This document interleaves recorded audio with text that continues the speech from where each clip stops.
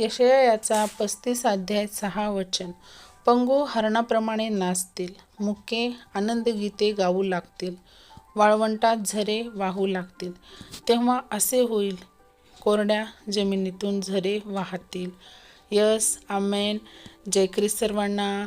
माय YouTube family, कशा आहात तुम्ही सर्वजण? हो, किती अद्भुत वचन दिलेलं आहे परमेश्वराने आजच्या या दिवसासाठी आपल्याला, की परमेश्वराचं वचन काय सांगत आहे, की पंगू हरणाप्रमाणे नाचतील. पंगू म्हणजे कोण? की जे अपंग आहेत, हातापायाने अपंग आहेत, ज्यांचे पाय काम करत नाहीत. कोणी जन्मतात तर कोणी काही कारणास्तव अपंग आहेत. तर ते सर्वजण हरणाप्रमाणे नाचतील. तर परमेश्वराने इथं हरणाचीच काय उपमा दिलेली आहे, कारण हरण हा सर्वात चंचल प्राणी आहे. त्यामुळे परमेश्वर सांगत आहे की पंगू लोक जे आहेत ते हरणाप्रमाणे नाचतील, आणि जी मुके आहेत ते आनंदगीते गाऊ लागतील. मुके म्हणजे ज्यांना बोलता येत नाही, ज्यांना शब्द फुटत नाहीत, ज्यांचे उच्चार हे अस्पष्ट आहेत, ते लोकसुद्धा परमेश्वराच्या दयेने, कृपेने, आशीर्वादाने आनंदगीते गाऊ लागतील आणि ते नाचू लागतील, आनंद करतील. कारण त्यांचं सुद्धा ते परमेश्वर येशू ख्रिस्त हा त्यांचं मुख उघडणार आहे. यस, आमीन. किती मोठं वचन दिलेलं आहे देवबापाने आपल्याला ह्या आजच्या दिवसासाठी प्रियांनो. हो, कारण हे खूप अद्भुत आणि अद्भुत आणि अद्भुत वचन आहे. हो, आणि आपण ह्या वचनाला ग्रहण करणं तितकंच महत्त्वाचं आहे. ज्या कोण्या व्यक्तीला ह्या वचनाची गरज आहे त्यांच्यापर्यंत आपण हे वचन पोहोचवण्यासाठी सहायता आणि मदत करूया. वाळवंटात झरे वाहू लागतील, तेव्हा असे होईल की कोरड्या जमिनीतून झरे वाहतील. यस, आमेन. जिथे वाळवंट आहे, जिथे कोरडी जमीन पडलेली आहे, त्या जमिनीमध्ये सुद्धा परमेश्वर काय जिवंत झरे देणार आहे, पाण्याचे झरे देणार आहे, आणि ते झरे तिथे वाहू लागतील म्हणलेलं आहे. किती अद्भुत आहे ना हे. याची कल्पना करता क्षणी मनाला खूप हर्ष होत आहे प्रियांनो. हो, माझ्या बहीण भावांनो, किती हे परमेश्वराचं अद्भुत वचन आश्वासन आहे, की खरोखर किती प्रेम करतो परमेश्वर आपल्याला.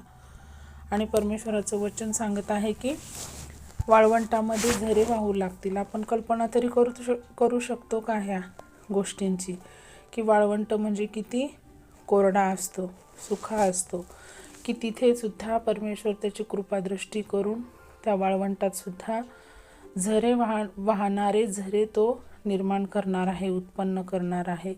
आणि कोरड्या जमिनीतून सुद्धा तो पाण्याचे झरे वाहणार आहे. हे खूप अद्भुत अद्भुत अद्भुत परमेश्वराची लीला आहे प्रियांनो. आणि कधी होणार आहे हे सर्व? तर आपण आपला विश्वास हा अढळ परमेश्वरावरती ठेवल्याच्या नंतर आपण ह्या सर्व गोष्टी पाहणार आहोत. आणि हो, आणि हे होत आलेलं आहे. जेव्हा परमेश्वर येशू ख्रिस्त हा मानवरूपी या जगात आला होता, तेव्हा परमेश्वराने हे सर्व कृती सत्यामध्ये उतरवलेल्या आहेत. आणि परत एक वार परमेश्वर येणार आहे आणि हे सर्व गोष्टी होणार आहेत. त्यामुळे परमेश्वराला अशक्य असं काहीही नाही. परमेश्वर सर्व काही शक्य करणारा आहे. परमेश्वर दुर्बळ पायांना काय बळकटी देणारा आहे, दुर्बल हातांना घट्ट करणारा आहे परमेश्वर.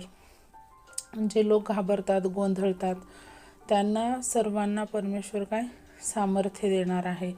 आणि भिवू नका, ही धीर देणारा एकमेव आपला परमेश्वर जिवंत येशू ख्रिस्त आहे. तर आपण या वचनासाठी परमेश्वराचे धन्यवाद करूया आणि आपण छोटीशी प्रार्थना करूया. Hallelujah, hallelujah. पवित्र पवित्र अतिपवित्र सेनाधीश परमेश्वरा, राजांच्या राजा, तुझ्या नावाला उंचविते, गौरविते, मान सन्मान तुला देते माझ्या राजा, कारण ते योग्यतेचा एकमेव तू आहेस माझ्या बाप्पा. हो परमेश्वरा, किती अद्भुत वचन आहे माझ्या राजा, की तुझं वचन सांगतं परमेश्वरा, की जे पंगू आहेत ते हरणाप्रमाणे नाचतील आणि जे मुके आहेत ते आनंदगीते गाऊ लागतील. यस, आमेन. आम्ही या वचनाला रिसीव्ह करतो आमच्या जीवनामध्ये परमेश्वरा. ज्या लोकांना या वचनाची गरज आहे माझ्या राजा, त्या सर्वांपर्यंत हे वचन पोहोचण्यासाठी तुम्ही सहायता आणि मदत करा माझ्या बाप्पा.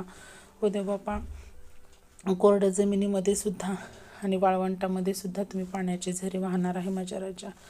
हो देव बाप्पा, हे वचन सत्यामध्ये उतरणार आहेत म्हणून मी विश्वास ठेवते माझ्या राजा. आणि ह्या वचनासाठी, ह्या जीवनासाठी, ह्या वेळेसाठी धन्यवाद करते माझ्या राजा. छोटीशी प्रार्थना येशू ख्रिस्ताच्या नावात केली म्हणून ऐका पित्या. आमेन. जय मसीह की. परत भेटूया अशाच एका अद्भुत वचनासोबत. शालोम. Thank you so much.